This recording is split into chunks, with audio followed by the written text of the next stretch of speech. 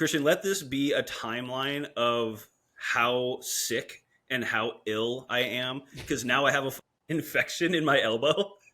I'm just like, yeah, What I mean, what were you doing with your elbow that caused an infection? well, that can't be discussed on this podcast, but no, actually, I have no idea. I went to the urgent You care and I was turned like, someone into a puppet, yeah. I tried to get him on the podcast and it didn't go so elbow well. deep. Yeah. So yeah, let this be a timeline of how ill I am. If I had to guess, I've got maybe 6 months left. Thanks for listening to the Remain Rome Return podcast. Are you looking to break into voiceover or take your sound to the next level, but your budget is kind of tight? Then you've come to the right place. I'm Mike Payne, and I've been helping voice talent shine for nearly 40 years with top-tier demo reel production for only $250 per reel and personalized coaching for $30 per half hour. I'll help you craft a voice that books. Whether you're just starting out or you're a seasoned pro, I've got the tools and experience to make your voice stand out. And for a limited time, if you mention the Remain Rome Return podcast, and you should, the first 5 people to sign up for one-on-one coaching with me get a half an hour for free, and the first 5 people that sign up for demo reel production get $50 off. Better hurry, this offer ends soon. Visit my website at mikepaynevo.card.co for more information, and let's get started. Because motherfucker, you're ill, like Lil Wayne. That's what I'm talking about. That's a natural transition. Lil Wayne, Lil Kane. Let me introduce our guest for the day, Jeff Kane. Oh my God, dude. I'm so pumped to have you. Let me just go ahead and tell you real quick. Ever since the Don't Tell comedy show in Covina, I've been wanting to get you on this podcast, and you were nice enough to come on. And if I'm not mistaken, this is your first ever appearance in a podcast. Yeah. Wow. Yeah. I was saying earlier, I was like, I've been asked to do some, and I was like, that sounds horrible. Those don't sound like fun things to be on. And I was like, I don't even know why you're asking me. I'm like, that I don't fit in with this, and they just sounded desperate. And then when you told me yours, I was like, that sounds really cool. And I was like, wow, I'm actually surprised how on. Yeah, I was like, yeah, this is a cool podcast. Right on, man. Well, I So appreciate thanks for that. asking. Yeah, I'm more shocked you haven't, like, being a comedian in LA. I feel like that is almost half of comedy now in LA is being on a podcast or being on other people's podcast. Yeah, that's true. That's why, I don't know if I'm proud of it but like I said, I've avoided some bad ones. And then like when I've seen them happen, You have not avoided all the bad ones if you're on this. If you're on this one, you might have saved Until yourself now. for the worst one. Yeah, I'm fine with that. But no, when I've looked back at them, I'm like, yeah, that was probably a good decision that I just steered clear of that. That was awful. Or just like it didn't make any sense. I was like, no one wants to hear certain things be talked about for so long.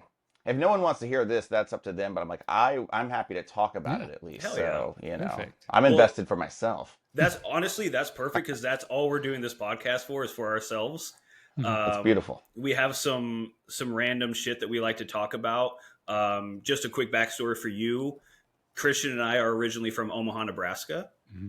And Christian was the first of our friend group to move away, kind of explored a little bit, and then ended up back in Nebraska. Now he's in Lincoln. I followed his lead and decided to move to LA, where I am currently at in West Covina, and I am not looking back at all. And I kind of want to stay. So that's the whole premise of this podcast. So with that, I believe are you originally from Virginia? I was born in Silver Spring, Maryland, which is like right outside DC. Mm-hmm. And then I think like age 3 or something, we moved down to Northern Virginia, Stafford, Fredericksburg kind of area. And then my parents split up pretty soon after that. And my mom went back to Richmond where she's got a bunch of family. And then I still kind of like, I went to see my dad every other weekend. And I still have some family up in Maryland. And so it's cool. I kind of like that whole connection. I just went back there recently, actually. And so, yeah. What's that distance? So Richmond is mainly, in terms of like from each of those places. Yeah. So like when you go back to Maryland, is it a treacherous drive or is it fine? It's not too bad, although traffic is kind of like here where it can be terrible.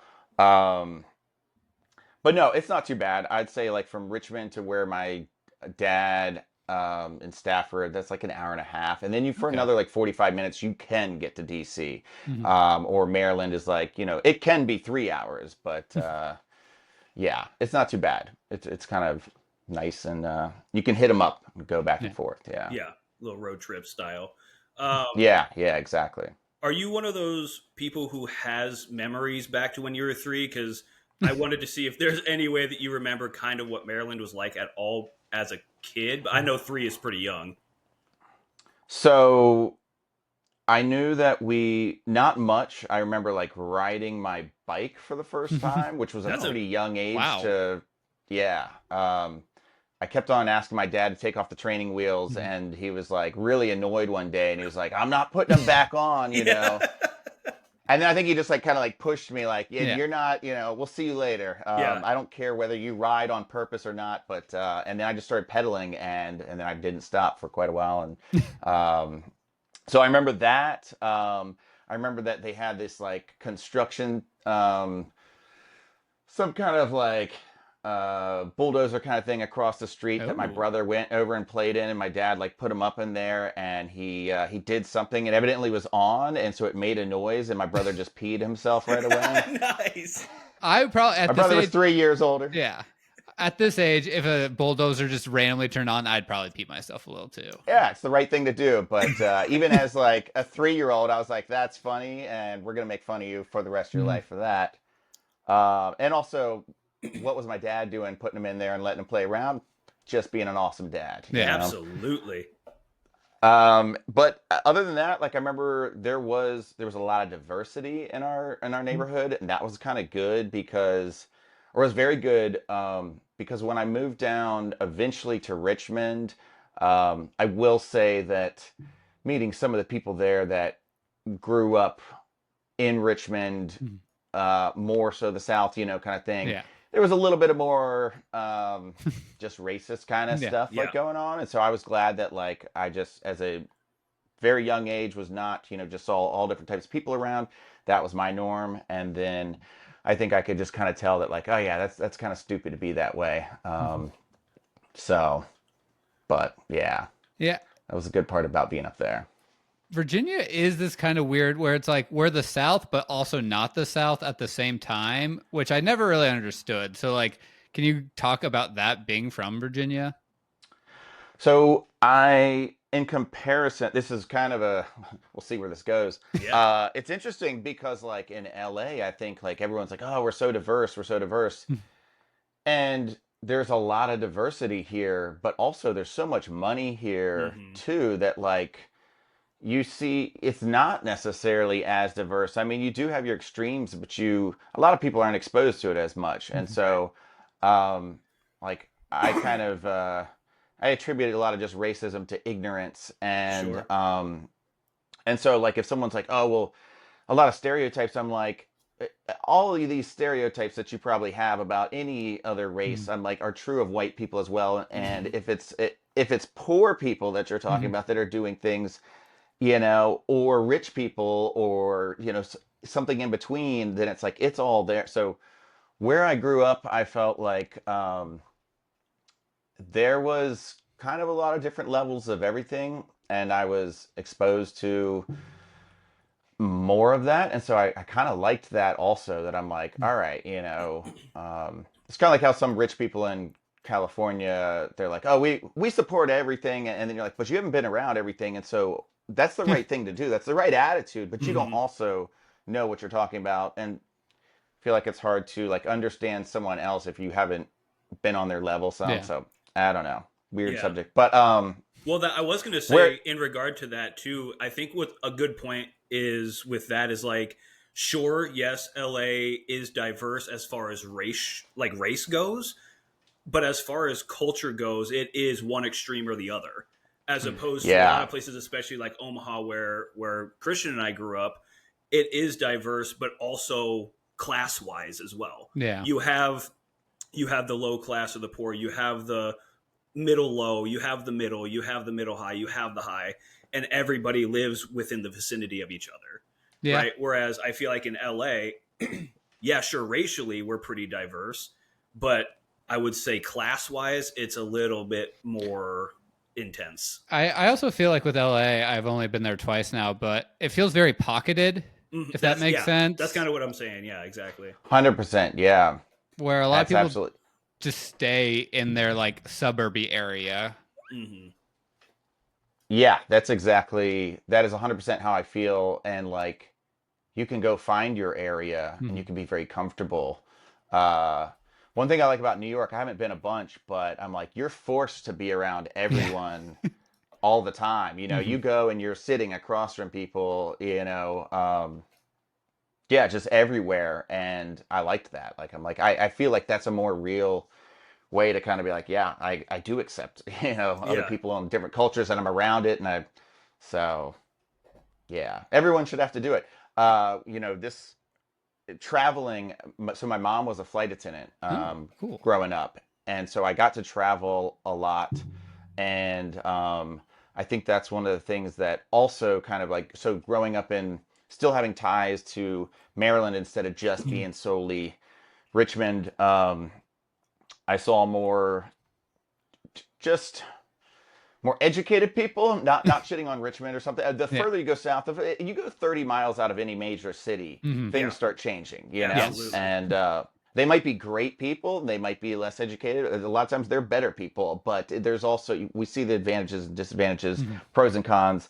But yeah, growing up traveling, I think that helped me see like just how other cultures lived and stuff in different places, and that like opened up my mind more and just helped me be less ignorant, I guess. Sure. Yeah. What were some of those vacations like growing up? Because your mom being a flight attendant, I'm sure there was good. You were going to say excuses air go whore, places. weren't you? Yeah, I was like, I don't think I've ever heard that term.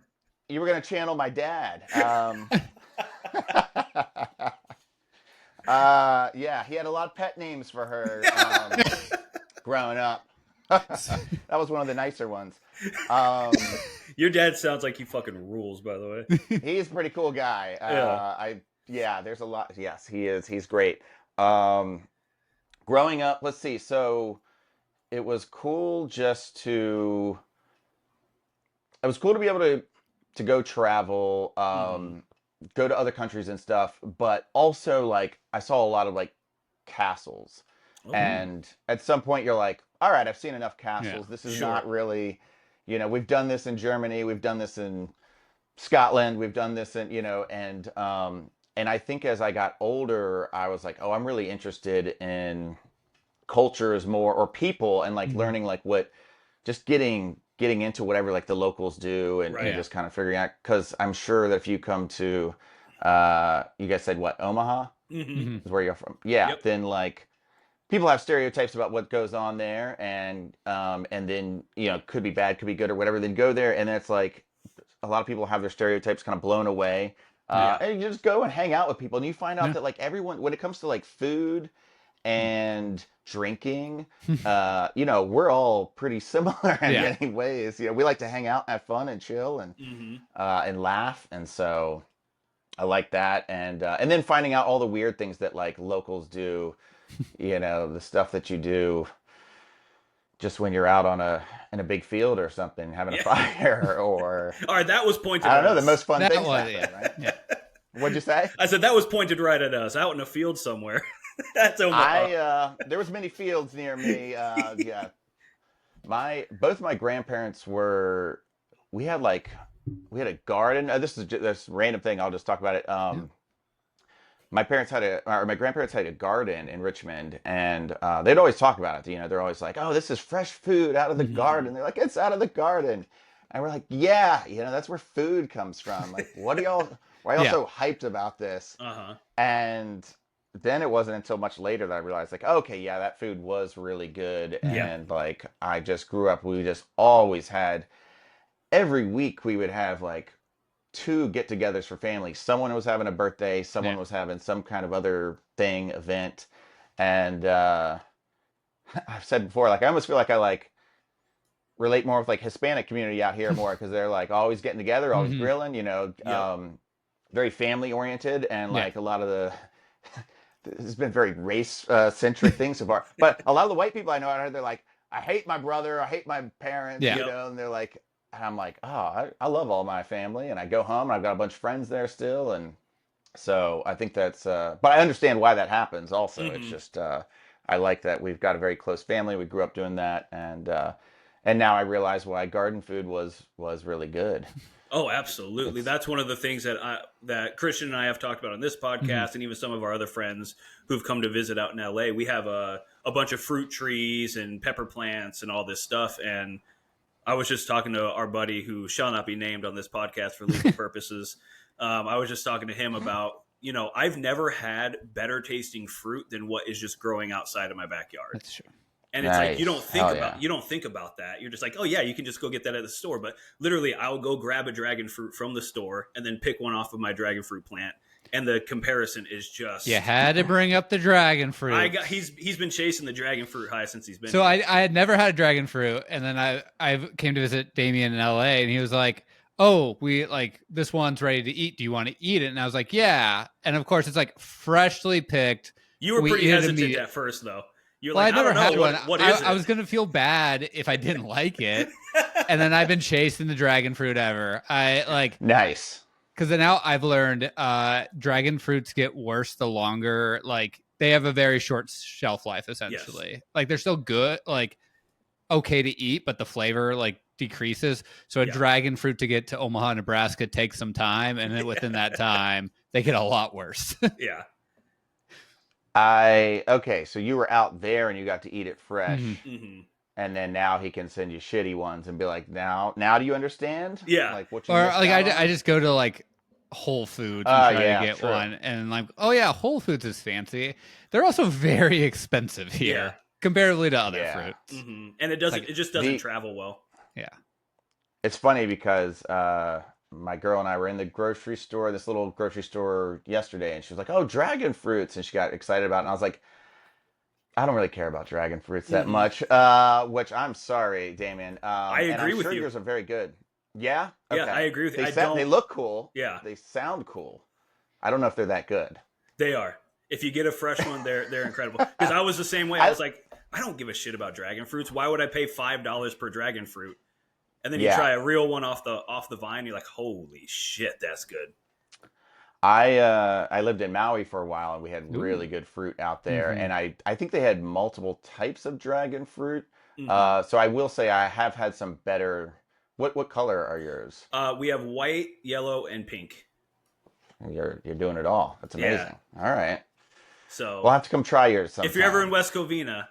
That sounds sexual, but yeah. Come try my juicy dragon fruit whenever you get a second. Right, yes. Yeah, it is weird because, Damien, what other fruit trees do you have? Some unique fruits. Yeah, awesome. Figs, paper leaf mulberries, oranges, hibiscus, avocados, pepper plants, lots of different stuff. I'm planning for the apocalypse. Mm-hmm. That's awesome. My brother, I just brought back some Carolina Reapers that he grew. Yeah. And like the fresh ones they don't last that long either, but they're just so much better than the dried ones. Dried ones are still awesome. Yeah. But yeah, getting some fresh ones are really good. They're tasty. Not that you can eat much at a time. Right. Guys. What's your favorite thing to do with those? Let's see. Just eat them plain. I just eat. Yeah, I literally eat little bits of them, and I just go on a little trip. I mean, for 6 minutes, you'll just kind of be like, "Whoa, this is like it messes up your system." That's like the new episode of Sunny. Yeah, I was just about to say that. Microdosing peppers. Yeah, that's kind of what I'm doing, and I love it. My brother keeps on being like, "Oh, I could dry these, and then we could ground them up." I'm like, "Stop grinding them up! Like, just eat them, you know." And it is hard to eat them. It takes a while to get through one or whatever, or even like a quarter of one. As in like, a week and a half or something probably, but maybe not. I mean, I got much better about cruising through them or something like that. But then every once in a while I'll be like, I got this. I'll take a little bit bigger bite and then just be like, holy shit, this is intense. Yeah, but I think it's good for you. It definitely is. Are you like, being from Virginia? Are you used to spicy food? Did you have to build up to that? Is that kind of like the natural spice of things down there?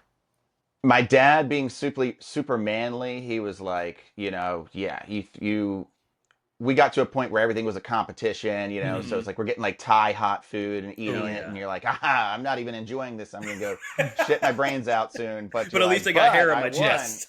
Exactly. My grandma, on the other hand, like I would make food for her. She was an amazing cook, but she wouldn't eat anything spicy. She'd be like, "Oh, honey, this is too hot." I'm like, "I put paprika in there." Yeah. Yep. I'm like, "That's not spice. That's just color. That's red." Yeah. And you're like, it's too hot. My family. But no. Yeah. Yeah, we do. My dad's side, we definitely ate some pretty hot stuff. Yeah, you get down with it. Oh, spicy food is my all-time favorite. We always joke Christian can handle some spice, but we like to pretend like he can't. But I'm a big spicy food guy. Thai food specifically is my all-time favorite. Yeah, I my mouth enjoys spicy food. My beehole does not enjoy spicy food. Yeah. I went to Howlin' Ray's with a buddy. We tried like a bunch of hot chicken places. He was on kind of a kick. And we went to places that were called hot chicken, this and that, and they had like off the menu. And one time we went to one that had an off the menu. Then we're not even sweating. And we're like, what is going on? And they were just like, and we're like, oh, this. We told the server, and we're like, oh, this chef is about to fuck us up, kind of thing. And he's going to do something really bad and bring us out one wing. And they didn't do anything. And we were just like, oh, this is like an Instagram trap or something for people to be like, I did this. But then we went to Howlin' Ray's, and I was like, oh, that place is legit. And my buddy told me that later his pee burned. Oh, shit. And then it happened to me the next day. And if I didn't know, if he hadn't told me, I'd have been way more worried. But it was like, it comes out like a dirty red. And it's serious stuff. That is terrifying. You got that chlamydia pepper. Yeah. Yeah. But I have found certain peppers don't mess you up as much, or at least me. And then other ones do when it comes to, burning you on the way out. I did date a Caribbean girl back in Virginia, and her parents, I felt like all my training led up to that, where they they ate insanely hot stuff. And like, I think they were like, you're not good enough for our daughter. And then I sat there and ate their spices with them, and they're like, oh, welcome to the family. Hell yeah. You're one of us now. So. Dude, food is the great equalizer, though. Like, you were kind of alluding to that earlier, where it's like, when we travel, I know Christian is the same, and maybe you too, Jeff, but when I travel, that's what I'm going for. I'm going to go eat these restaurants and drink with the locals. And then it's so funny because then you get and I'm not judging, it's the comparison purpose. Like, then you get the people who go places only to be on a resort. And then you talk to them and you're like, yeah, I made this friend. I follow this person on Instagram now. Like, now I have people in Greece that I can go stay with if I ever wanted to. And they're like, how do you do that? I'm like, you don't stay on a resort. No. Yes, that's I am a huge believer in that, and I like going to hostels and stuff and just meeting people and being like, what should I do? I came down here with no plan. I also like I am very good at sniffing out restaurants, both literally and whatever the other one is. Not literally, I don't know. Metaphorically? Figuratively, that's what I was thinking. Metaphorically, I was like, I don't think that's it. But metaphysically? But yes, exactly. I can just tell sometimes when there's a place, I'm like, there's something going on in this area, and I need to find like the place, and I'll go in somewhere that doesn't have any English or something like that, and I'm just like, all right. Or sometimes I'll pick the thing that I know is pretty fucking crazy, and I'll be like, this is me showing you I'm down. You know? So, and they're kind of like, do you know what that is? Like, are you sure? Or sometimes there's a translator or something like that. And then they bring it out and they're like, all right, now let's bring him out some more stuff. They're bringing me free food and things like that. They're like, let's see what he'll do. So, no, that's a skill. I love meeting people. Yeah. It's a good, if you go to a place, if you travel somewhere, you go into the bar, you talk to them, what should I be doing? They tell you one place, you go in there, they recommend another place. It's just like a whole, it unfolds for you. Yeah. Versus if you go there and you're like, I got to do this, and this. And then when you're done, you're like, "What?" I've traveled with people like that before, and I'm like, no, not anymore. You don't see anything. You don't really do anything. It's awful. You just check off some boxes. Right. And the most important part about that, too, to go back to like the building relationships abroad or wherever you're going to, the most important aspect of that part is following up with the person who gave you the recommendation. Yeah. Yeah. Yeah. Like, hey, you told me to go Validating it. here. I went. That's This is true. what I loved. Thank you so much for the recommendation. And they're like, oh, dude, I'm so happy you went there. You ordered this. That's what I get. It's like, that's how you build those relationships. So it's pretty cool to know, like, you've been doing that since you were young, it sounds like. Yeah, I think I developed it more as I got older and older. Like I started doing more solo traveling. I don't know if I did it in high school, but soon, yeah, I started realizing that I wanted to be able to like control more things and find, yeah. Shit, something you just said made me think of something that, do you guys, when you go to a restaurant, do you ask for recommendations from the server? Every once in a while, Some people get really annoyed by that, and I'm one of those people that do it. I'm like, I know it's annoying, but also I'm always like, hey, what? I do it definitely in other countries, but then I do it here. I had a girlfriend that almost broke up with me because I did it at a Wendy's, I think, one time. I was like, I haven't been here in a while, and I was kind of like, what do you recommend? And she was like, this is too much. Yeah, I think I've done that. I've tried it a few times, and like the server or the person I was asking was the least helpful person. They're like, well, everything's good. Like that's not what I asked. You're either in a bad place or yeah. So one thing that's almost like helps me vet a place is kind of like, or your server, it's kind of be like, what do you recommend? And they're like, oh, well, most people love this. And I'm like, well, I'm not most people. What do you eat? Right. And that's when they're like, oh, like I eat the pig butt or something like that. Yeah. Hey, and you're like, there we go. We know our food. And you're like, get me some of that, And like, well, we got to approve it with the chef in the back, and he's got to come out here and look at you and judge you, and if you pass the test, then you'll get it. Right. And love that. That's how you know you're in That's a good how place. I travel around here. Yeah. It's like that's my way of like feeling like I'm like in another country still doing that thing is like, meeting people and asking for the recommendations. Yeah. Yeah, absolutely. That was going to be my caveat to your question, which is I sometimes will do that in America, but I'm kind of spoiled on that now because I always get a bullshit answer. They're always like, oh, what do you, I don't know, try, this is what everybody likes, or I don't know, everything's good. It's they're like, just order. You know what I mean? Like, they're just like, I don't give a shit what you get. I don't even care if you like it. But when you go to other countries and you ask, they actually care because they want you to like their food, because it's not a money-making endeavor. It is their passion. It is what they're doing there. Like, that's why they are there. So the success that I've had with asking that question is to narrow it down to two things. One of the things I usually point to is something I've never heard of before or never had. Yeah. And then the other thing is something that's kind of a setup. Yeah. So I'm trying to see how honest they are, right? I'm like, well, I'm between this thing that I can't pronounce and the cheeseburger. Which one should I get? Right. And if they say the cheeseburger, I'm like, oh, okay, so you don't care what I get. Yeah. That's a good. Yeah, when you tell they don't care, you're like, gosh, can you get me another server or something? Yeah. Or maybe I've changed my mind. I should leave. Which I've also done. That's good. You should. Like, oh, you don't have a recommendation? Then I'm probably just gonna take off and go somewhere that does. Yeah. Or everyone recommends a certain place, and then you go in there and you're like, this is like that touristy place that you're like, nah, I want to go find the weird place that no one's in. A lot of times people say, don't go into the place that like no one's in. I'm like, that's not always true. Right. And also if they have like cleaning products and food products like old tofu and stuff in a bucket in the bathroom, you're like, this place is good. They know what they're doing. They're not worried about fucking cleaning it. They're more worried about making magic in the kitchen. And absolutely. I might get sick, but this is gonna be good. Exactly. And I got a story. Yeah.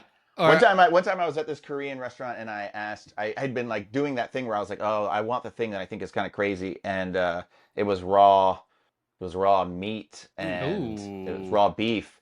But then it had, and I was like, I've had that sort of before, like beef tartare kind of stuff like that. Sure. And I'm like, I can handle, but it was like, I guess it was made for 3 people. It was like a pound of just ground beef, and then it had like little apple stuff in it, and it had like weird kind of like cinnamon and crazy spices. I was like, ooh, whoa, I was like, this is okay. Like I was like, I'll do it, and I'm like eating it. But then I was like, and I normally am the type where I'm like, oh, I'll eat it just to prove it. And I was like, whoa, I'm in it for this one. This is a tough one. That's a lot of raw meat too. It was. Yeah, it's still in me. It's somewhere around this portion. It's making its way down in 7 years. Yeah, exactly. It's like gum. We'll see. Yeah. Yeah. One of my favorite, it was originally a bit, but it's kind of true, being like, if they're violating child labor laws, you know it's going to be a good restaurant. That's a good point. It's absolutely right. 100% right. Yeah. Anything that feels kind of corporate, when I go in there, sometimes places look really good and I open their menu and they got all these great pictures and like well-designed, and I'm like, oh, you might be getting better. This is probably the smart thing to do. I'm like, I hate this. I'm like, I want the place that looks like it hasn't been updated in 15 years or 25 or something. Mm-hmm. I'm like, now we're talking. The food is the focus. Yeah. Mm-hmm. But that is a really important skill set to have. I do believe that every group of friends or every family should have one person who has that skill set of choosing a restaurant, because it's so important, because there's sometimes you leave it up to somebody and they pick the fucking Cheesecake Factory or you leave it up to somebody else and they're choosing like Taco Bell. It's like, I want real food done well for an affordable price that's going to build memories. The Cheesecake Factory is not going to build memories. I think you just said Applebee's or something. You're like, real food for affordable prices, Applebee's. You're like, I don't want this corporate bullshit. I don't want to go to fucking Maggiano's or something. You're like, I want real people, food, folks, and fun. You're like, oh, I just quoted McDonald's. God damn it. I don't, dude, all I want is my baby back. Yeah, I'm just speaking from the heart. Yes, that's all I want. Yeah. You're starting your own restaurant. Clearly, this is your way of branding it. Yes, yes. Come on down to Dirty Dame's Dog Hut. All right. Just spit. Not even serve hot dogs. It is just dogs. It is just dogs. And once again, probably going to be good. Mm-hmm. Right spices, right? That's right. How do we transition out of that one? Yeah. I was going to say, so you grew up in Virginia. How long were you there for? Like, what age did you leave? So I was there, I want to say from like, in Richmond, I think I was around 7 to 17, or I went to college, and I went to college in Wilmington, North Carolina. Okay.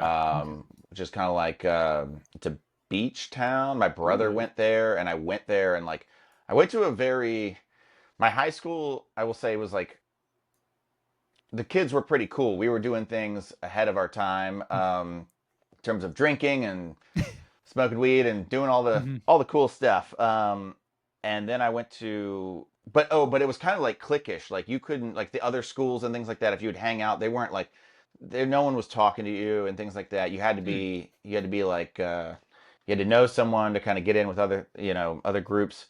And I was pretty good with that with my school, but I remember I went to my brother's college and we like walked off the campus to a party, and these super hot girls were just like, "Hey, what's your name?" And just treated me like a normal human being. and I was like, I'm in 10th grade, I was like, I don't know why y'all talking to me. Uh-huh. And then I was also like, I want to move here. This is definitely where I'm going to college. And there was like 7 girls to 1 guy. That helped. They were like, we're talking to you every because college lies about that. Yeah, they're like, we're talking to you because we know you can pick a restaurant well. They're just looking for a dinner. Yeah. Mm-hmm. Yeah, that might have been it. But that, and there was a beach down there, and that was really cool. And yeah, girls would go to class in kind of like bathing suits and stuff like that. And I was like, this is pretty. I'm not learning anything, but no, it was a good school. I went to UNC Wilmington, and so it was a decent school. But what did you study? I studied anthropology, actually, which is the study of ants. And no, it's the most broad major you can have, study of humans. But then everyone wanted to get into archaeology, and I really liked cultural anthropology. Mm-hmm. It was funny. I took an anthropology class like an intro class, and they went through like the 5 different um, major divisions of anthropology, and I was like, I've traveled around a lot more than everyone else. I'm going to be way ahead. And I remember just it kind of blew my mind somehow closed-minded I was about some things and some cultures and how we as Americans are, or how I was as growing up in Virginia. And so I was like, wow, that really interests me. And then that's when, I think after that class, I was like, all right, I'm gonna major in this. And it was cool. And I did have to take a lot of archaeology classes. And um, I was like, I'm not as interested in studying dead people's remains. I really wanted to study live people. Sure. And as white people love to do, we like to, learn other people's cultures and then steal from them. No, no, but I was very interested in just other cultures, and I was like, oh, this is something I'm very passionate about, and yet I don't think you pretty much would have to get your PhD and be very lucky to go do one of these really cool studies where you're off in another country, with some tribe or something like that. But that was something, that I was into, and then I was kind of going towards that path. I was going to go down to Barbados and do this. There's a group that was doing archaeology down there, this project, and I was about to go down there, and then I broke my neck swimming in the ocean. Ooh, Yeah, and and so that canceled that plan. And it's kind of interesting because that definitely took like a turn in my life. Like maybe I would have gone down there and gotten into that more. But thankfully I lived. But they gave me a 2% chance of walking. I've got like a scar barely on one of these sides where they took bone out of my hip and put it in my neck and replaced the 5th vertebra. Yeah. Did you run into like the coral reef or something? Like, how did that happen? I ran into the sandbar with my head. I basically was like in the water and just kind of swimming around, I don't feel like we have sandbars out that move around as much out here or something, but there, they shift a lot. And so I used to swim a lot, and I was just relaxing in a wave, and then all of a sudden I got turned over and it hit my head on the bottom of the ocean, and broke my. It was very shallow where I was, and I remember like getting up and like almost passing out like twice, and then finally I had like life slowed down, and I had this like almost like dream thing of being like do something different, and I like got up like differently. I like started to pass out, and then I like slowed down, and then I got out of the water because I could have potentially drowned. Sure. And then like a man, I sat on the beach because I was down there with 2 girls, and I was like, no, I'm all right. I'm all right. And then after a little bit, they're like, I think we're going to go back home. We're going to take you home. And I was kind of like, all right, if you guys want to go home. As long as we can get into a bulldozer on the way home. Yeah. Exactly. And then like I went home. I took a hot shower. You're not supposed to do that. I lay down. I got stuck with my arms under me. Finally, I called my roommate, and I was like, "Hey, I'm a little messed up. I think can you come check on me?" And he evidently knew just from how I was talking that something was off, and he convinced me to go to the hospital, and then that's where they found out I'd broken my neck. So, damn. Yeah, that was in you're college? now number 2. Yes. Yep. Yeah, I think I was. I don't know if I was even 21 yet. I think I might have been 20. Yeah. Man. Yeah. Did that? But it was in an interesting way. Like, so I recovered they did surgery. That was good. It took me 3 months of being in a neck brace, and like they were like, go home, stay in bed for a year. And I instead would like get up and walk when I could. And like, I pushed it, and I would read when I couldn't do other things. And then once I could, I started like just pushing that more, and I was in very good shape at the time, thankfully, and so that also helped, I'm sure. But yeah, I recovered very well, and then interesting enough, when people are like, oh, you have this like life, you almost die or something, then now you take life and you're like, and you take nothing for granted, and it's like, that's not exactly true. Like, it's very easy to go right back into just being like, nah, this is, right. legs, who cares? I'll always have that ability. Right. So, but on the other hand, I did experience some really good things. I had some like, a little bit of like an epiphany or two while I was before I was about to go into surgery and thought I might die or not be able to walk. And I was very calm. I was very like, just peaceful with the whole thing. And I was just like, hey, it's gonna be okay. Like if I have my brain, this is kind of a weird thing, but you know how you can like you can you can have, what is it when you have a wet dream? You can have a wet dream. You can have a sex dream. You can come at night by yourself, you know? So in my head, I was like, yeah, exactly. I was like, you know, if you have your brain, technically there's a lot of shit you can still do if you, so I was like, I'm just going to try to be very positive about this and just trust that like things are going to be okay. And my family was very worried and thankfully I came out and things went very well. And now I'm back to, and for a long time, I don't try to do certain things, but, you know, I ended up moving to Maui, ended up surfing some pretty big waves yeah, I try not to be a dumbass about it, but I also am like, oh, it also did kind of make me like appreciate certain things more. Yeah. I was actually going to ask if that kind of changed the trajectory of your life, and it does sound like it definitely made you think about some stuff, and it certainly sounds like it made you think about how you're going to get off in the future, and that makes me... As they're rolling him to surgery, don't worry, guys, I can still come if my leg can't feel my leg. I'm fine. The brain is the biggest erogenous zone. Yeah, on you maybe. Yeah. To quote Lebowski. But what was I wanted to ask? Oh, so in regards to like the anthropology and going to school for that specifically, and you said that you just really, really are interested in that. Have you unpacked like why you're so like what about that is so? Because everything that you've said so far 100% makes me feel like that is just built into your code, like into your DNA. Do you think there was a starting point to that, like the impetus of that you've unpacked, or is it just something that you just kind of stumbled into? I think that, so I really liked history. Well, I'm not a big history buff or anything like that. In college, I was enjoying like the history classes, and I also enjoyed psychology. I've always really liked, I think having divorced parents and they were having us go to, you know, try to talk it out and everything. We're like, they're crazy. Like they're like, well, this is not on us. Yeah, it's very clear that they're the problem. But there was a lot of like all this psychological stuff, and so I think like from a young age I learned how like to break down a lot of like, why do we do things, why do we feel this way, trying to help people with relationships, stuff like that. So there was some of that, and anthropology kind of combined like, oh, you learn how we used to do things, and also how we think, and then like you're kind of combining that to figure out, ideally you're taking some of that and applying it to the future, versus a lot of history you're like, and now you know the knowledge, and that's all you now know, the knowledge you can teach it to someone else. And psychology, a lot of it was like, we figured out this really deep stuff of how you do things, and now take this pill and you're gonna be okay. And they're like, that's not why I got into this, you know? So anthropology seemed like a bigger, and also it's kind of like comedy where it's like it's never ending, you know? It just keeps on going and going.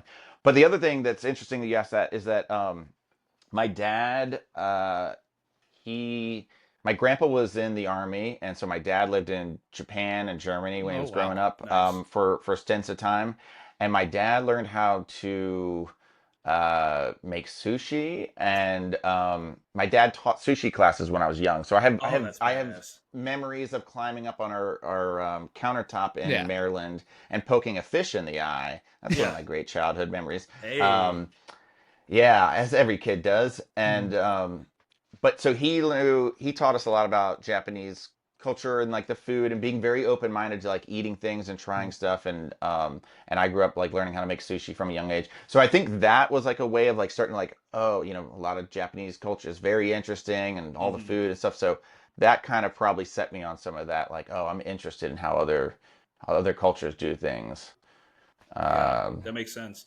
It kind of does go. Sorry, Christian, I know you have a question real quick, but it does kind of go to one of the questions that we've always asked on this podcast, and I think that is kind of the proof right there. Is I do think that even if you're not going to live somewhere else, being open-minded to traveling really, really has a major impact on what you're actually interested in and how you want to live your life moving forward. And I think you're like the the not maybe the spokesperson, but like the poster child of that from what I'm experiencing. It's just like everything that you think about is based on like your experience with other cultures and other experiences. And I think that's fucking rad. Yeah, I do think that it's one of the best educations you should have. I feel like it should be required is that you go and get out of your comfort zone or not even necessarily out of your comfort zone. I mean, that's very good, but just see, like religion is a huge thing. My mom's side was very religious. And so when I realized that like, oh, other places they're doing fine. They're still having the same problems with their religion as we are with ours. It's just different. And, you know, why? But the only difference is they're going to hell, you know? Right. So, too bad for them. They chose wrong. And so, yeah, like, and even as I get older, more and more realizations of that kind of stuff. But yeah, I do think that I have a hard time being around people that are just totally fine with sitting down on the couch and, you know, never getting out of their comfort zone at all or out of their little hometown or something like that. Like some of those people are really fun, but you know, I'm like, hey, go try it at least. Yeah. It's good for you. Absolutely. Go for it, Christian. I think I interrupted you. Yeah, no, that is. I was just gonna ask, did you end up going through anthropology, or did you like get the degree and all that, and like, where did that take you? Not, I'll tell you where it took me. I did archaeology for the only job I could get out of college that was anthropology related. I think I was kind of done with reading. Just done with reading. I read so many books in college, and I was like, you know what? Who needs them? This is overrated. So I was like, I'm not ready to go back and get my master's and like keep on that. Like, there's so many. I don't know. I can't use my words right now, but intellectuals, you know, that are in anthropology, and I'm like, that's cool and stuff. But I was like, I really wanted to do something with it, and I also kind of had like a entrepreneurial side to me as well, and but I did do archaeology for these like it's like corporate archaeology kind of thing where you go and you dig holes, you do there's a word for it, but you basically like plot out a whole area and you're just like testing these you're testing to find out if you're gonna like get some Native American remains or something like that, and if so, then they can't build that building they're gonna want to build, and so they do not want you to find these things. In fact, they're probably trying to hire a terrible archaeologist, and but everyone that worked it was cool, and it wasn't like we wanted to find stuff, you know, and but the coolest thing that happened with that was in Maryland, was where I was doing one of the jobs, me and one or two other guys, you got to have machetes, which should be required as an archaeologist. I was like, where's my whip, you know, and also, yes, I want a pistol. Yeah, exactly. We did have hats. It was horrible. I mean, it was super hot out there.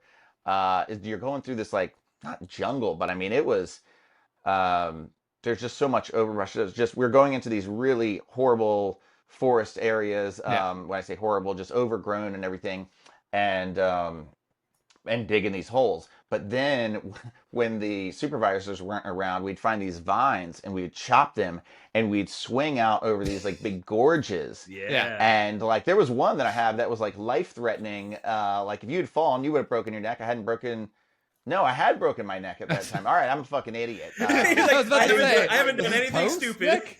I haven't done anything stupid since. All right, I'm hanging from a vine on a cliff. Oh my god! Fucking Tarzan over here. It was awesome to trust your life to this vine. Like, I'd never been somewhere where you just had like real vines that you could swing. Sure. And one time I did swing across and I just hit a tree just so hard, like right in the center of the tree. Just like, there was no vibrating or anything. It was just such a thud. And I just remember being like, and like inching down, and then I had to like drop off. It was less Tarzan, more George of the Jungle. Yeah, you're right. And we got paid to do that. That was awesome. Oh, that's I remember rad. One time I left, and then they were going to do one more, and then like we didn't see them for a little while, and the supervisors were kind of like, where's so and so, you know? And I was kind of like, I don't know. They must have something must have happened. And then he comes back, and he's got this like blood over his eye, and his all scraped up and things like that. And I'm like, I have no idea what what could have happened? Yeah. And yeah, fuck, that was so much fun though. Archaeology, I mean, I think I found a coin one time that was like a 1400 and Whoa. something coin, but way cooler swinging on the vines. Yeah, for sure. Yeah. For sure. And you got Yeah. something to show for it with all the scars. Yeah, exactly. Learned how to use a machete well. But then after that, as most archaeologists did, I went and worked for Enterprise. So There you go. and Car that's rental? when, Yeah. yes, yeah, actually Star Trek Not the. Enterprise. I was just gonna say, not the spaceship. I started studying intergalactic cultures, which was my true passion. Right. Yeah. So Were you then able I got to- more into like the entrepreneurial side, I guess, but I'll get to Nice. that, maybe. Or I don't know. What were you gonna say? Oh, I was actually just gonna ask.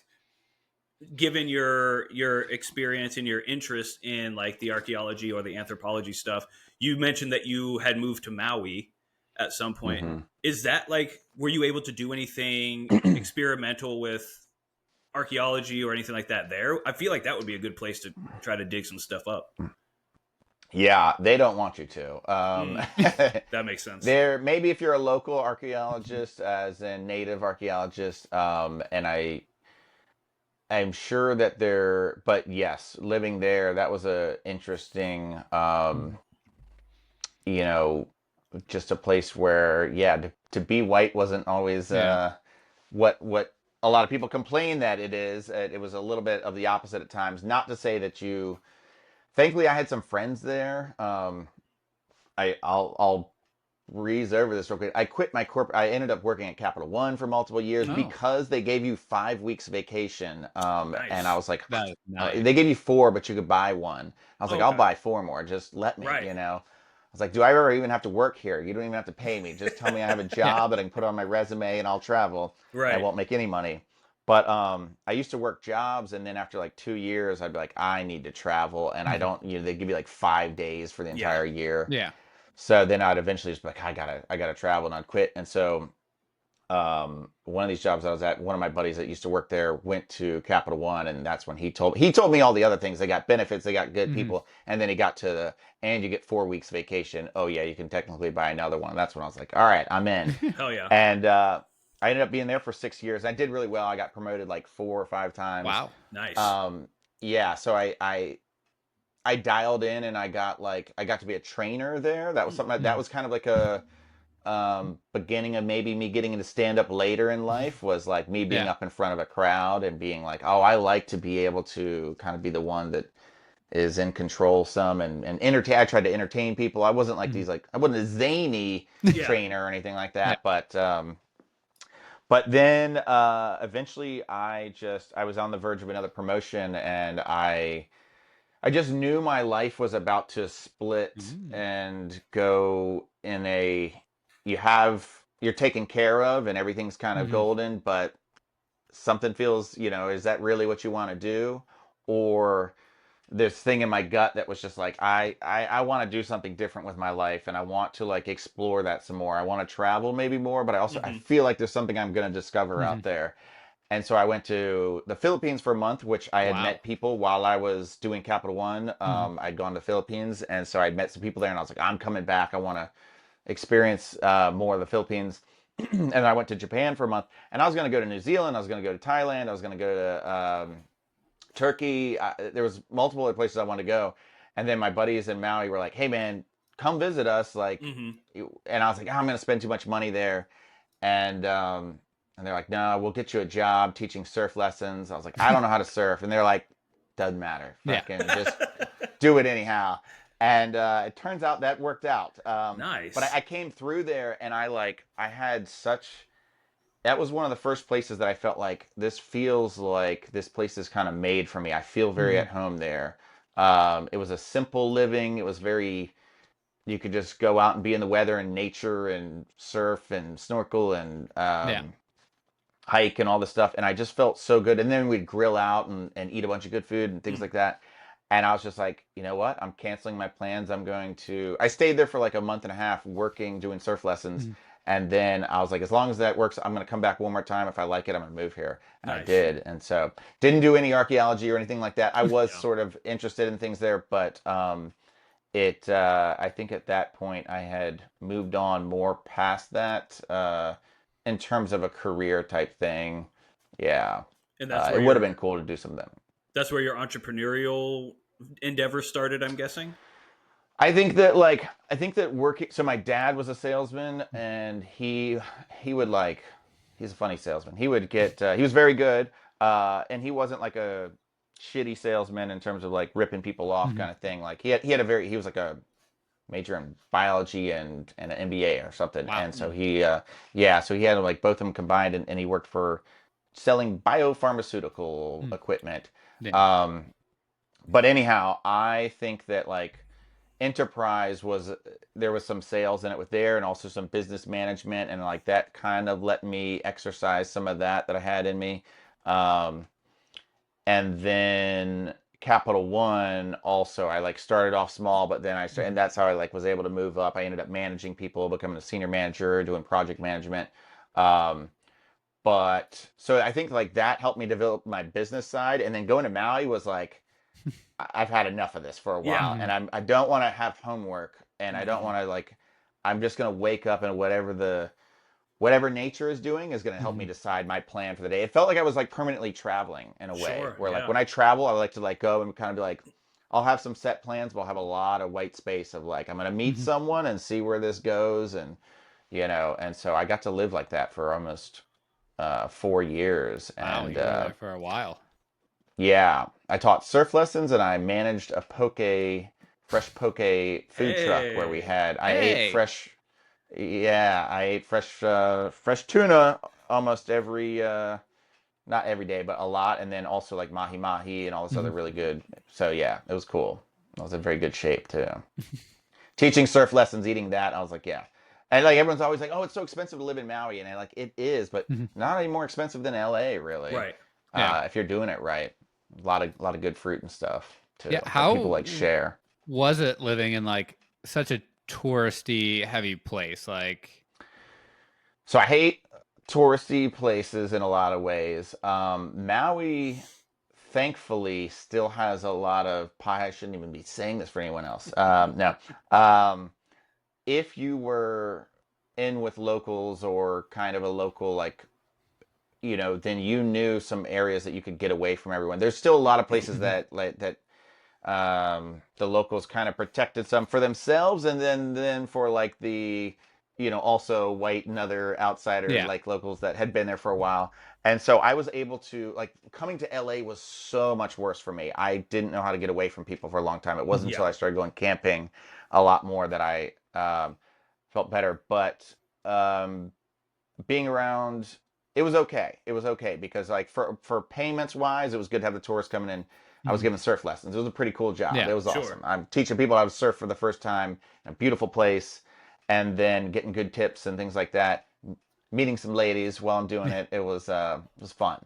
But then we could also go a lot of places because we had cars, and we could go camp somewhere that a lot of people just wouldn't do when they're visiting. You could get away from everyone, do some mushrooms, have a good time. Yeah.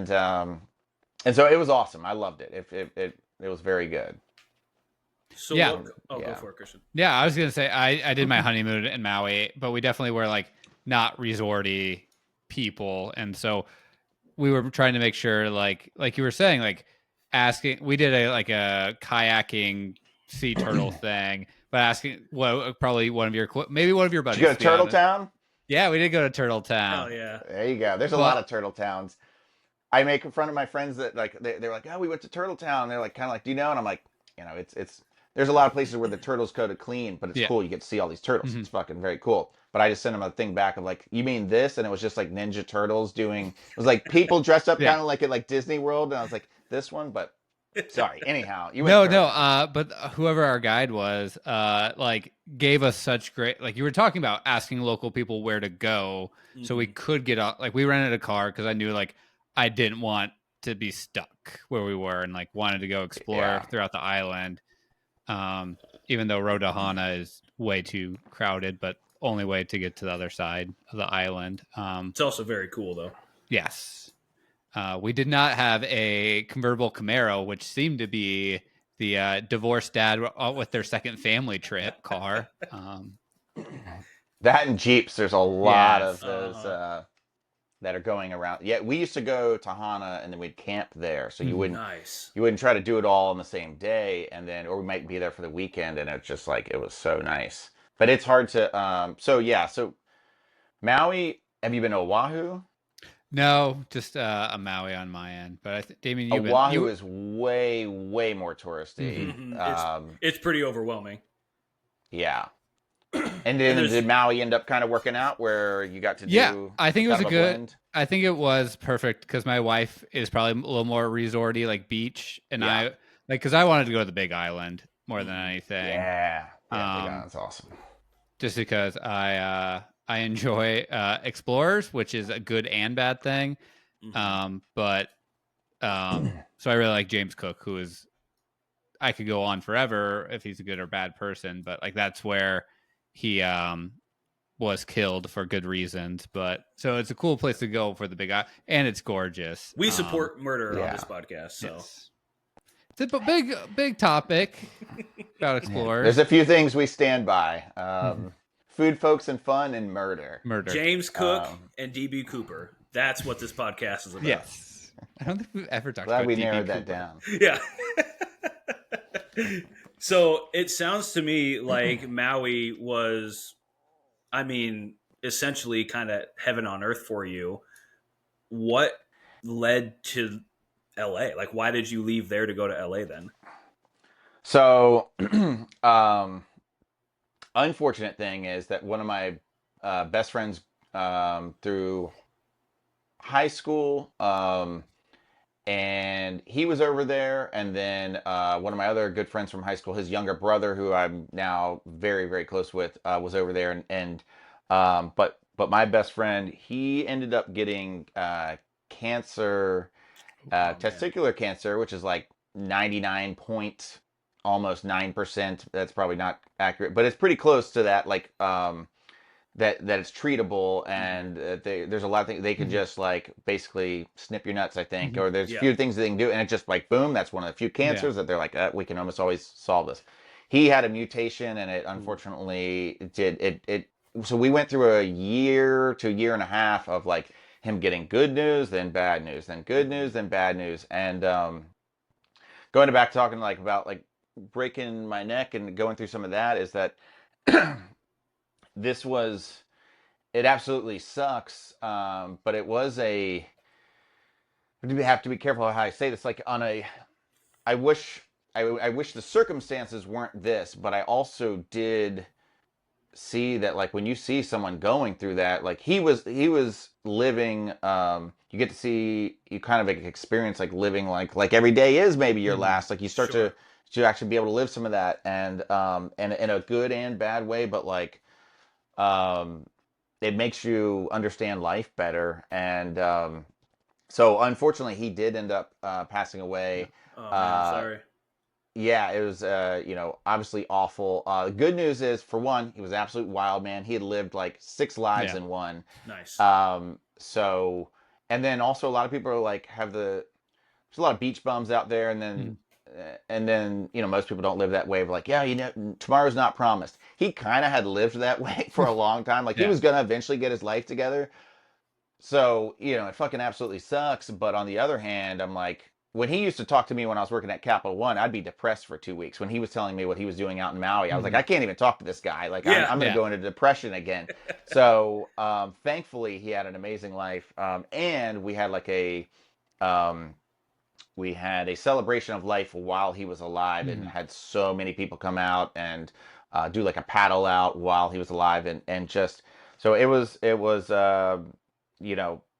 awful, but still I don't know. I mean, I never want that on anyone. I also like sometimes people don't have anything like that ever happen, and there's something to be experienced that way. So so that sucked, but around that time I also like the day before his celebration of life, I decided to get up and go do a surfing lesson, even though they're like, you don't need to come. And I was like, you know what? I think it'll feel good. I woke up early. I was like, I'm going to go do that. And I met a girl while I was doing that we kind of hit it off. And her mom was going through cancer but she was big into travel. She was taking off the year to travel. She'd done very well with her job and was still getting paid through that. And I was just like, oh man, you're doing like what I have wanted to do. Sure. And we just had this really good connection that developed. And so over time, it was in the next 6 months, I ended up moving she lived in Calabasas at the time. Okay. We got more serious and I was traveling back and forth and I ended up moving there. Did not work out. Damien, you might have heard a joke or two about that at Covina. But the interesting about that is that I would have never moved to LA. In fact, after I broke up, I was like, I'll never come back here, I don't think. But I was like, I didn't really experience LA. She didn't drink and we traveled a lot.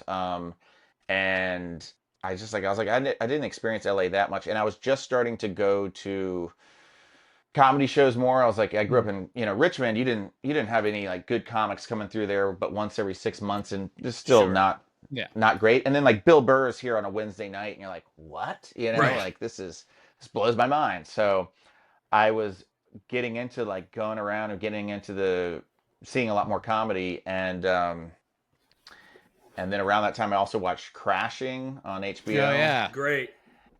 And I saw how the comics talked to each other, and I was like, this is the closest thing to like what travel was for me, when like I had all these friends that I'd grown up with, I was super close with, still have them since kindergarten. Like a lot of people I love. I just went back and saw a lot of them. It's great. But then I'd go like to Costa Rica by myself and I'd meet some people that I would just connect with better than some of my friends on the way that our minds worked, like I still had those bonds with all my friends, but I was like, whoa, this is really interesting. And I think I saw that with comedy, that I was like, oh, this might be something that I now see that I have a way to explore out here. I was like, in Virginia, I didn't know anyone who knew anyone that was a comic. Right. And so then I started, I went to an open mic and I just sat in on one at Fourth Wall in NoHo. Yep. So they call it the bomb shelter. It's just this dark room of depressed people. And the fact that I wanted to go do it again after that, I was like, all right, this is probably a sign that this is something I might get into. I've been rambling about on this for a bit, but that is how I ended up coming to LA. Interesting other quick thing is that I never used to be someone that would fake it until I made it. I was like, I want to be good at something until I like try it. Surfing was the first thing. That surf job was the first time that I like let my friend, it was kind of, he was vouching for me, but it was a place where you could stand and push people in, but that didn't mean that it was like completely easy, but it was way, way easier than being out there in open water and doing it. And I knew how to bodyboard. I grew up bodyboarding. I was good in the water. I never learned how to surf. And so in the Philippines, before I came to Maui, I took a lesson and all of a sudden I learned how to paddle and catch a wave. That was the part I could never do. And then I was like, oh, I'm a little bit better. As long as I just get, if in 3 months from now I'm okay and I still have the job, then maybe I'll like be able to keep on going. But that was the first time I'd heard other people talk about like traveling and getting a job in like New Zealand or doing, and you're like, now I work at a brewery and I do this. And you're like, what? And they're like, I never did that before. I told them I did. And I was like, that's crazy. But I did that. And then that's kind of the path that I said with comedy, that I was like, if I can just make it maybe even a few years, I was like, I get better at things, sometimes it takes a while. But I was like, if I can get through a few years, and if I'm not better at that point, then maybe it's not right. But one of my best friends is an artist, this guy, Bruce Wilhelm. Nice. Shout out. And I've known him since kindergarten. Yeah. And he has always had this like passion in him to like be able to just make art. And I'm like, I've never found something I just loved like that, and I was like, and so comedy still isn't 100% that, but it's growing even more and more into that. So we'll see. But it's nice to have something where I'm just like, oh, even when you're tired, you want to pour yourself into it, and you do a lot of stupid things to support it and stuff. It's a good sign, It's not great for money. That's true. What age was that you started your open mic game? It's a good question. It was it was a little bit before the pandemic. Just like I moved to Hollywood, and then I took a class at Second City just to be like, I normally wouldn't do that. And I was like, just do this. It's going to force you, because I hadn't really written much. And I was like, this is going to kind of like force you to try stand up. I used to have panic attacks at Capital One when I had to talk in front of people. And so that I was like, oh, this is a great thing to get into. Yeah. But I did that, and that got me to do a show at the end, where you have like friends and family kind of come. And then like 2 days later, the pandemic started. And so I got the taste of like getting some real laughter. Because up until that point, I'd probably done like 10 open mics, and they were pretty brutal probably. And then I did a show, and I was like, and I did very well. And I like even, and I was like, oh, that was good. And then, but then I didn't do anything for like the next year, because I didn't know there was underground like open mics you could do. But then after that, I got back into it, and I did some writing and stuff in between. But I like, there was a point where I was like, you know what? I think I want to really like push to get back into that more. Yeah. I'm going to turn 44 in October. So it was 4 or 5 years ago. Because it's probably 5 years ago minus that year that I lost of not doing anything. So, yeah. Did you notice, like, I know you barely got into the open mic scene in LA, but did you notice a difference pre-COVID and then after COVID? Or were they about the same? In terms of so many people getting into it, or there were so many. A lot of times when people find out when I got into it, they're like, "Oh, so you're one of those that got into it after COVID." I'm like, technically, I was like, I decided before, but got burnt by COVID. But yes, I didn't have as much to compare it to, but I met a ton of people. I saw a ton of people that were deciding to try something with their life, which I mean, in a way, like COVID was good for that. I'm like, everyone complains like, oh, I never have time. And you're like, the world just gave you time to figure some shit out, or, take a break and recalibrate, figure out what you want to do. And that's kind of what I did when I moved to Maui. And so I'm like, oh, if people complain about that, I'm like, take advantage of that. With that being said, a lot of them shouldn't be doing stand-up as their, they should try it. I'm happy that they're trying it, but, don't spend too much time doing it. Yeah, I was one of those people post-COVID who started to do stand-up, but mine was in Des Moines, Iowa, so the least intimidating place to try to do stand-up.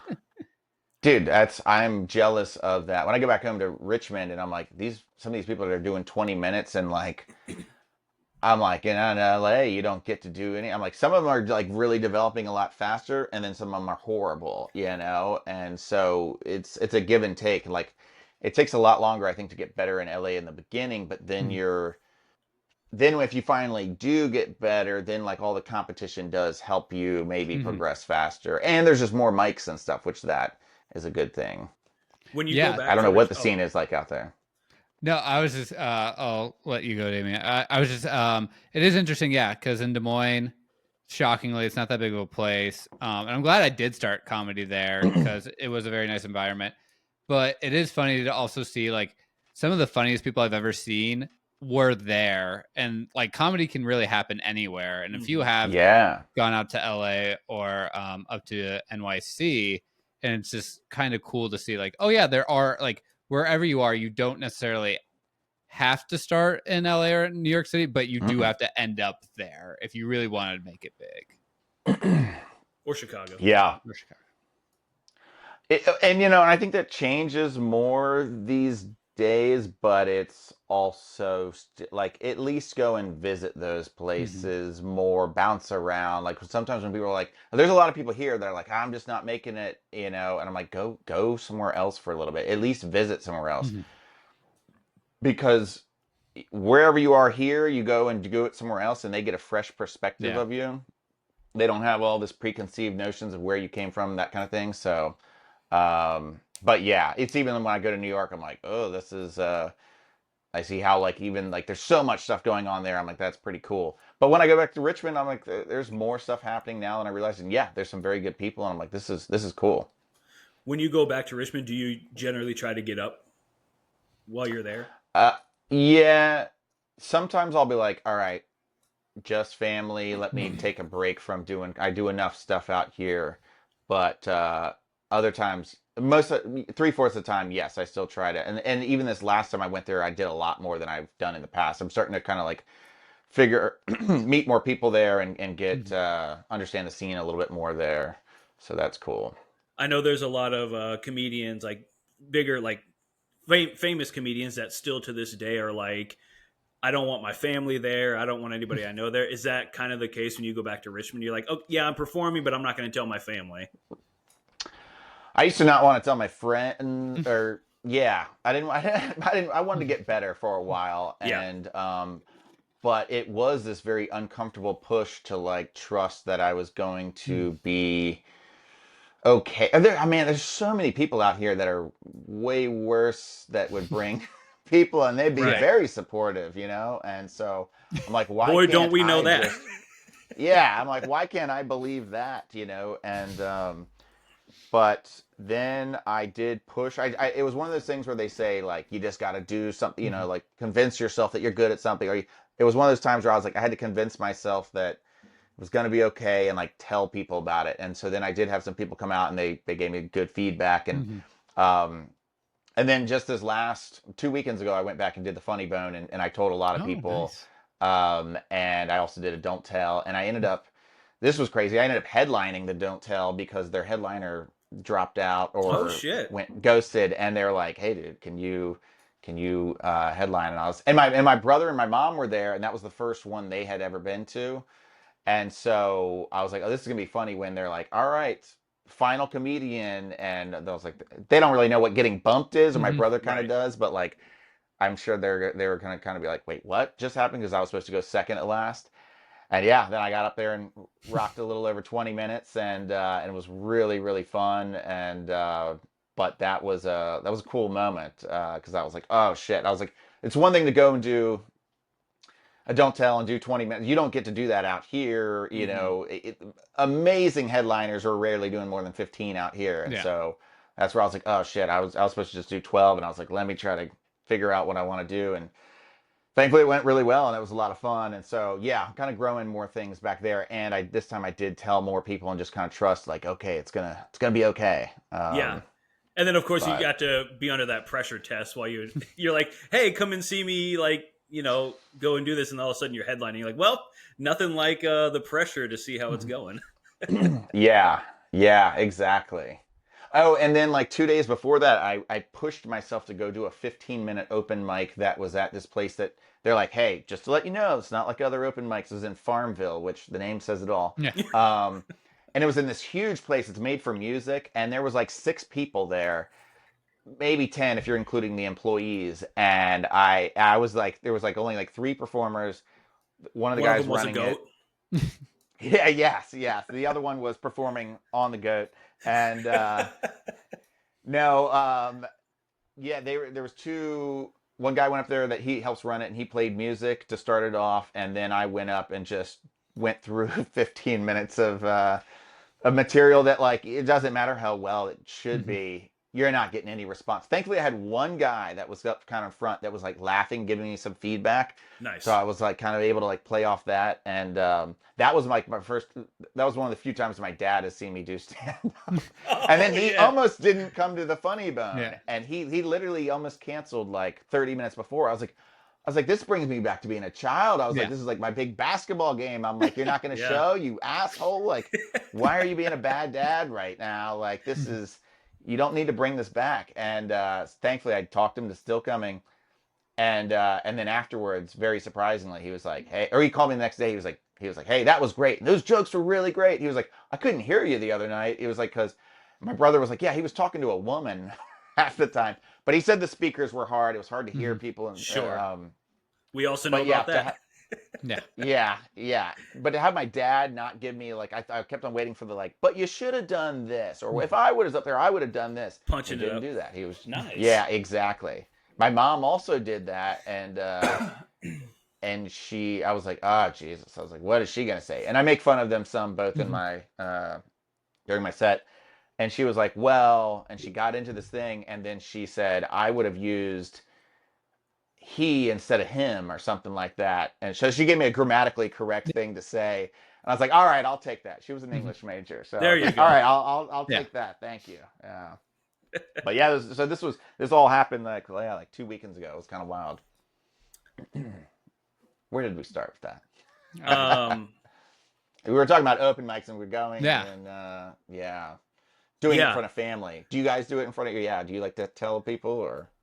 No, not really. I don't think my wife didn't see me perform comedy until I went and me and Damien tried to do a live podcast with some stand-up that did not go well for sound reasons. It was as I've been told before, there's no worse crowd to do comedy in front of who is not expecting a comedy show. Yeah. We made a mistake on that one. Yeah. Which we've and y'all were doing a podcast too, or it was a comedy podcast night. So we opened up the show with the podcast, and let's just say we did not have the equipment for 3 people in a live environment. So that was in a busy really restaurant. Shitty in a busy restaurant where it was not a ticketed event. It sounds like good comedy, just not for the right reasons. I mean, the material itself, as far as Christian and I are concerned, was solid, but it just was not playing to the audience very well. There was a bunch of people there who were not there for a show. You can't get mad at them. Like they're coming to eat oysters and not expecting a show. And so I'm like, I'm not going to get mad at you for talking through my set because you're just here for the oysters. Yeah. I like when someone has a pop-up comedy show kind of thing and then they like yell at the people. They're like, hey, shut it up back there. And they're like, you quit eating your oysters. You need to be listening to us. And you're like, I'm like, no, they don't. In fact, if I was there, I'd be pissed. I like comedy. I still wouldn't be like, oh yeah, you're going to tell me to shut up while I came here to eat, so. But also those things make you stronger. So we haven't done a live thing since. Okay. Probably the right choice. So I think we're good on that, but no. I actually have never done real stand up. I mean, I kind of hosted that event a little bit. But Christian is the stand up in this. Yeah. Okay. Year. Nice. Yeah. Mostly in Des Moines and some in Nebraska. This podcast has taken kind of my itch for that, but kind of like you were saying with that Farmville, it does kind of suck when you do those small open mics, but it's also like I was probably doing 15-minute sets way too early into my career just because I had the opportunity. Like I've done a half an hour way too early, but just because like the opportunity was there to do it. And so I was very thankful for that. And also not having to like, the most I think I've ever had at an open mic there was like 25 people. So I'm not really waiting around that long. So you get very cushy. I'm moving there. Yeah. It sounds great. It sounds like you're in the best place. You're in the comedy capital of the world. Yes. That's exactly what I'm talking about with like, exactly. Like, and it, you don't get the, like as an experienced person, if you can go there and just be like, oh, I get to run fucking 15, 25 minutes, and I've got a lot of times in smaller places, like even in Wilmington, now they're growing more and more, but they'll have an open mic that has 65 people and like 40 of them will be comics or something. I'm like, this is a show, I'm like, you guys, and it's at a comedy club and it's like, it's great. So, my girl thought that like when I'm going to do open mics a lot, like that I'm going and doing a show every night. Now I'm doing a lot more shows during the weeks as well, during the weeknights as well, but still do mics and yeah, I finally took her to one recently and I was like, yeah, this is not what you think I'm like, I'm glad you probably thought I was doing shows, but you would not be happy if you knew that this is what I was abandoning our night to go and do. But I've been waiting 2.5 hours to do my 5-minute set. Yeah. And I paid for it. Yeah. Yeah. So, But no, that's awesome, dude, that you're doing your 30 minutes and things like that. Like that's a great way. It's then good to go somewhere else, get chopped down a little bit where you're like, oh, everyone else is like punch these things up more because you don't have the time to do it. But then still you're like, I've done 30 minutes and then it just, you work, it's good to work your way both ways. Like, expand and chop things up. So, and it really contributed to his performance here in LA. I think that was a really, really well done set that I was actually given the challenges of the show, I thought Christian was like really, really great. So I think that helped a lot, having that experience under your belt. Yeah. And I've known some other like Midwest comics who are now out in LA. They're like, thank God I got polished when I was shitty back home because people were a lot nicer to me. Mm-hmm. And then you get to come out to LA and people are like, they don't know who you are, kind of like you were talking about. And they're like, oh, you're so good. It's like, yeah, I've been doing this 3 years in Iowa and now I got the confidence to come out here to do it. Yeah, and also you can play around. Like, I didn't get to, in my opinion, like, play around as much until I got better, and then I started playing around more. But for the longest time, I just wanted to just get some laugh. I remember when I first got my first, like, open mic laughs, and I was like, whoa, all right, that's a big deal. Now I'm getting funny. Like, I'm just starting to get funny. But, like, I had done that show at Second City, and gotten a lot of laughs and everything like that was cool and stuff. But I was like, once I'm getting comics to laugh, that's when you know that like it's getting better finally. Yeah. But yeah, that can be very brutal. And so some support and like, yeah, so, you know, sometimes people can be too supportive, but when you're starting off, it is nice to get all those reps and the time and being able to play around and not have to be so serious and then come out and kind of like, all right, now I'm going to go back and work on this and then come back. Yeah, I think it's a good way to do it. Yeah, the first time that I finally got up the balls to go try an open mic in LA, because I didn't even really consider like the entertainment industry, comedy, anything like that while I lived in Nebraska. And then I moved here and I was like, I mean, why the hell wouldn't I just give some stuff a shot, right? And so I walk into the Chatterbox and I'm like, all right, I'm just going to go up and see how I do. And then fucking Stephen Fury walks in. And I was like, I'm not going up. I'm not doing this. I mean, he destroyed the crowd with a bit about ants infesting his apartment. And I was like, I can't. I'm leaving. I'm not doing this. If they call my name, I'm not going up there. Luckily they didn't call my name anyways, but isn't that so funny when you're like, I've done all this to like get to this point, and then you're like, please don't call my name. Yeah. I remember I did that at the Improv one time when I was like, going there the first time I just wanted to see what was going on, and they handed me a ticket. They're like, write your name on it. I'm like, I don't want to. I was like, you know, and I was like, and I put it in, and then I remember like sweating during the show, being like, I don't want to be called. Like, I don't think that I want to go display my ability yet. And Chatterbox is like a very good place, but it's also can be an intimidating place. And it's great that Covina has it. It's and they've got great shows and stuff, but it also, there's very good comedians that go through there regularly. Whereas you go a little bit further out, and I mean, Claremont might be a better place to like go and play around a little bit more and not have so much pressure. And there's more people that are like trying it out. But yeah, Chatterbox is just it's a great place, and there's more places closer to LA that you could probably play around some more, but. Yeah, it's good to go to a low pressure place. Yeah. I started a mic at one point that I called. I was like, hey, this is for like low pressure kind of fucking around. And it was called Fuck Around and Find Out. Hey, something like that. But the point was, to come fuck around. And like, I remember one of the comics was just like, yeah, that's what the point of an open mic is. And I was like, but it wasn't for me. I was like, I was going to other open mics and feeling like, you know, I really had to have my shit together. And I don't mean like it needed to be perfect or whatever, but I was just like, it's intimidating. Everyone there was a lot of people that were very good. And then there's just like pressure. I was like, I want to have a place that's like fun. Right. You know, that's what like helps bring that thing out. When we're funny around our friends, it's not because we're like, time to perform, you know, it's, so that I tried to make it that. And it kind of was, I mean, it was, but it also, you know, there were still a lot of good people that came to it. And but it is so much more fun when you go to an open mic where they're like, hey, just get in here. And like, it doesn't need to be great. We're working things out. Let's have a good time, you know? That would be a lot more comfortable for somebody like me who is such a big comedy fan that I almost hold it too romantically to go up there and just fucking willfully bomb in front of people. That's why I did that class too, was that thing of like, oh, I need to be perfect. I need to wait till it's like really good.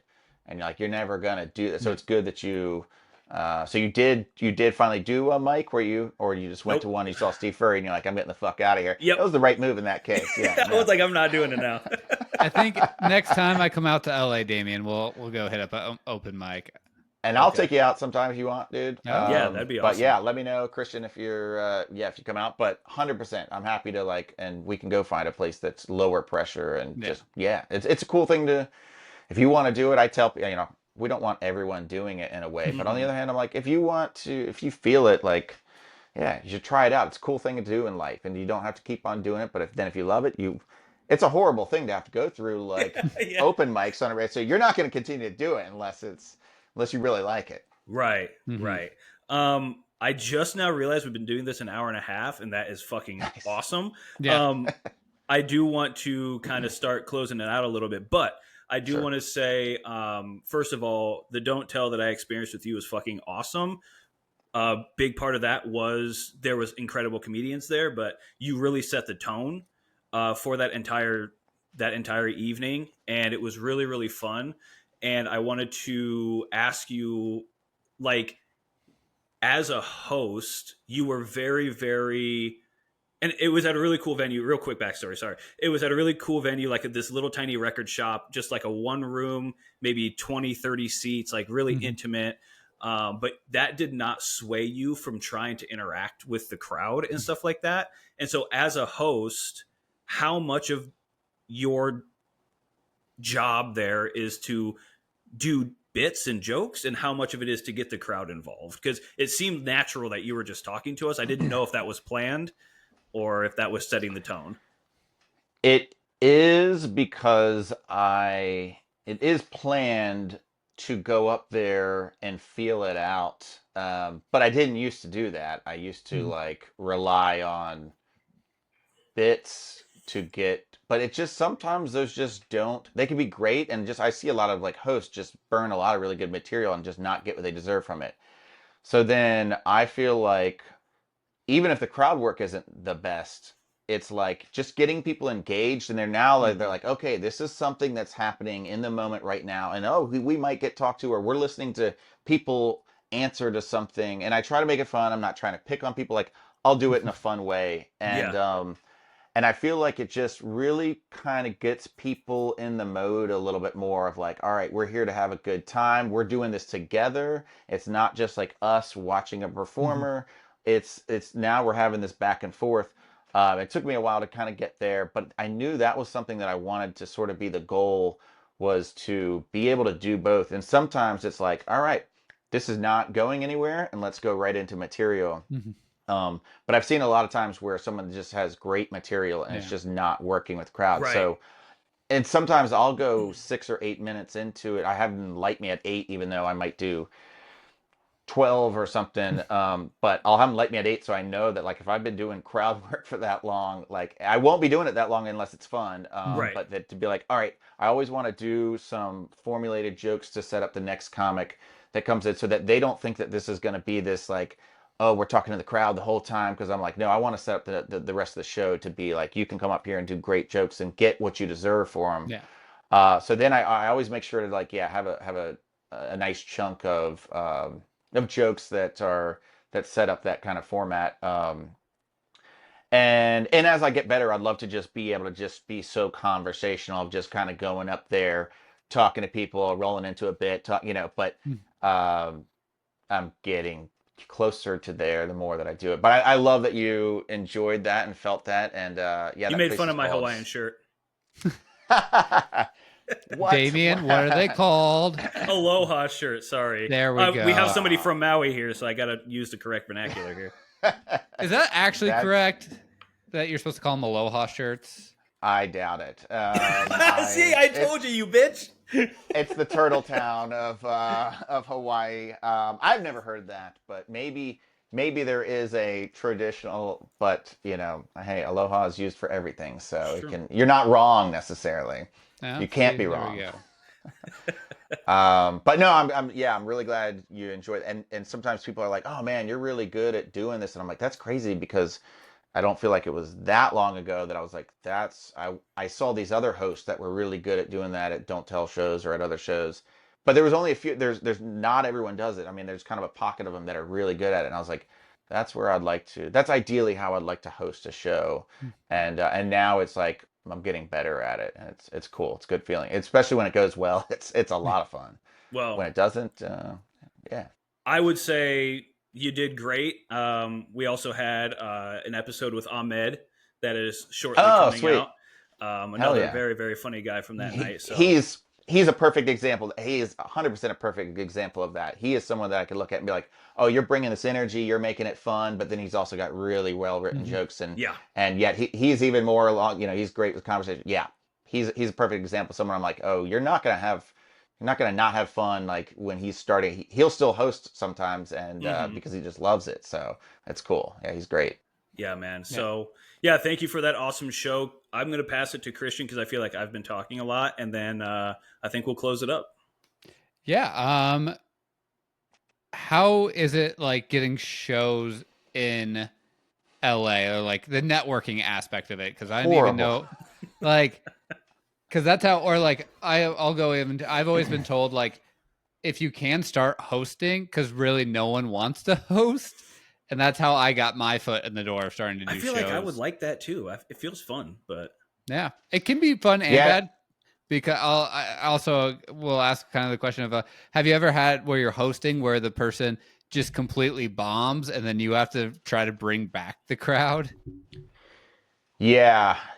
Thankfully, if I'm doing a don't tell show, it's like normally the comics are very solid. That like, but there's sometimes in the next comic I can just see the look in their eyes. They're like, "Hi, I'm fucked on this one. Like, please save this for me." And I'm like, I don't know exactly what to do. I want to be better at that. But I try, and sometimes it works, and sometimes it doesn't. But I think also like the crowd is happy to see that you are trying to reset, and ideally, you have something that you can spin off from it, riff about it, or you have a joke that like.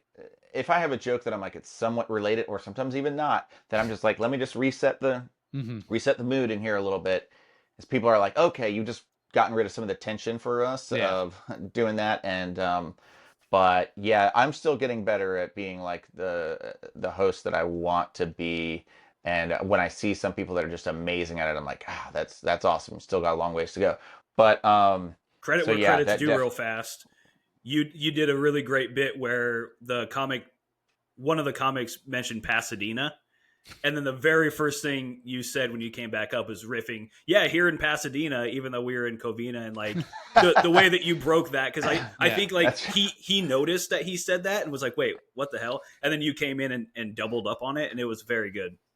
That is funny because I think he said it very confidently. He's kind of like, well, in Pasadena, something, and I watched everyone kind of like hold up like this isn't. And then he didn't realize, I think at first, why people were like pulling back, because I think I told him afterwards like, hey, one of the reasons why things all of a sudden kind of got a little like they weren't as on board as they should have been, because what he was saying was funny. And I was like, because you're in the wrong place in your mind or something, But yeah, that is, I'm glad and then that lets them know, like, okay, we caught this. At least the host knows where he's at. But also, we can let this joke out that the room knows that, the comic didn't necessarily. And so that's funny. Good. Glad you mentioned that. Yeah. Did I answer? Yeah, you had asked, I don't know if you asked 2 questions, Christian, but. No. Oh, you started to say about the shows out here. Yeah, and like, networking-esque of it all. It's important, and if I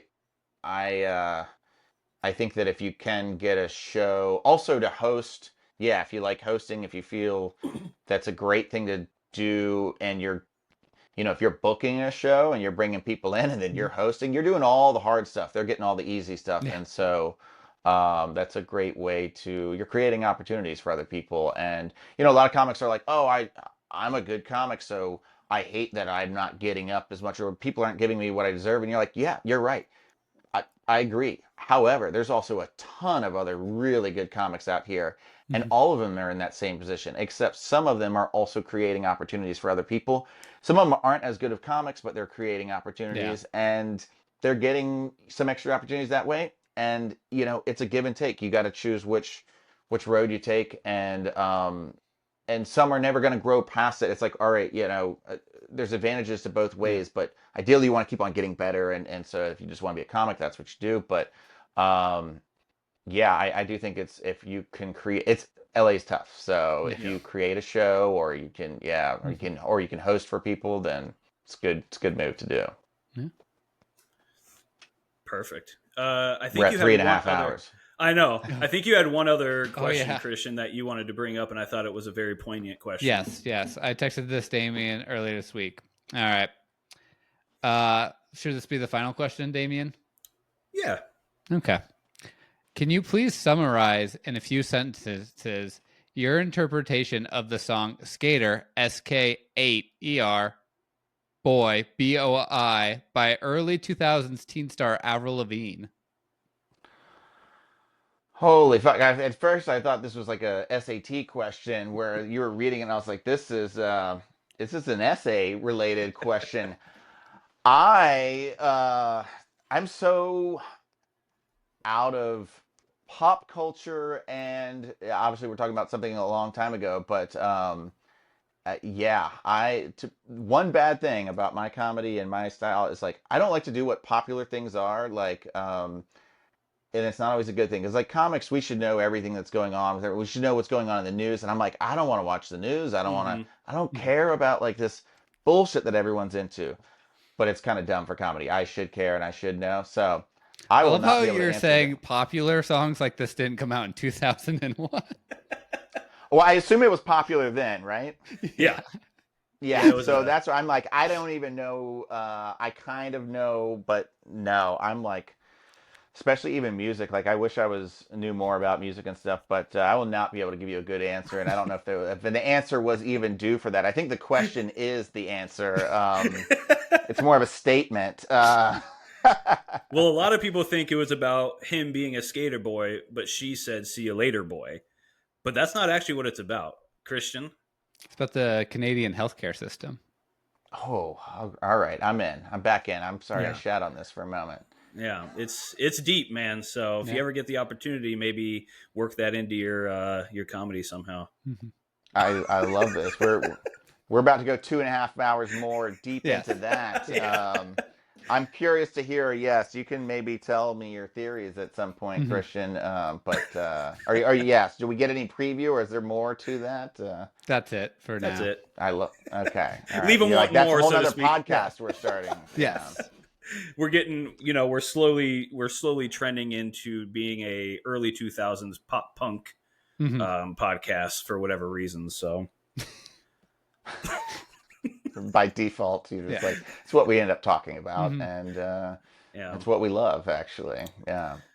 All right, let's finish up with a quick rapid fire. If you could live anywhere on Earth, where do you think it would be? Anywhere on Earth.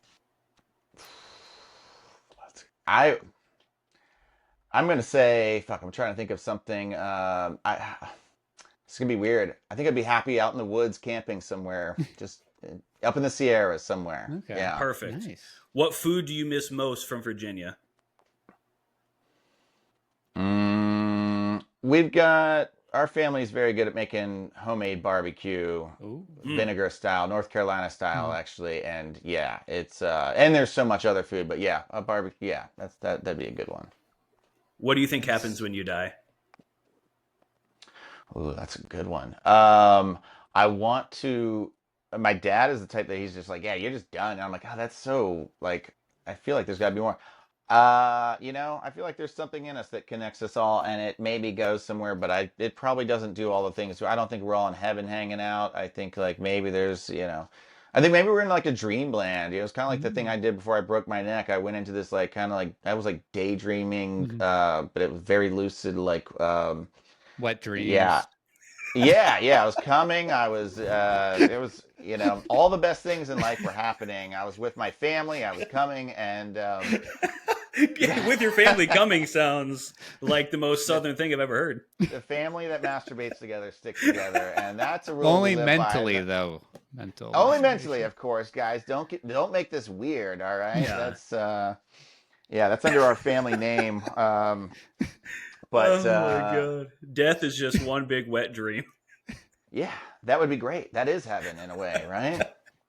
And then your grandma's there, and you're like, oh man, I knew there was a catch. I knew there was gonna be something uncomfortable about the afterlife. Damn it! You're like, don't mention grandmas and catching in the same sentence.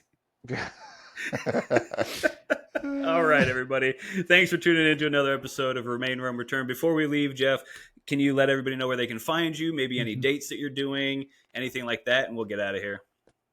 I'm going to be, you can find me at Jeff Kane Comedy, on Instagram is my main thing. I have not done as much social media stuff as I should, so I'm going to start trying to grow that more. But I'll be at the Irvine Improv, opening for Ahmed, on the 30th. So that's kind of a big deal for me. Yeah. Excited about that. Yeah. That would be sweet. And then, yeah, go to Jeff Kane Comedy. I'll probably post things on there. Hell yeah. All right, everybody. Thanks for tuning in. Jeff, It was fucking awesome, man. Thanks for coming on. Thank you so much. And hopefully we get to do this again sometime.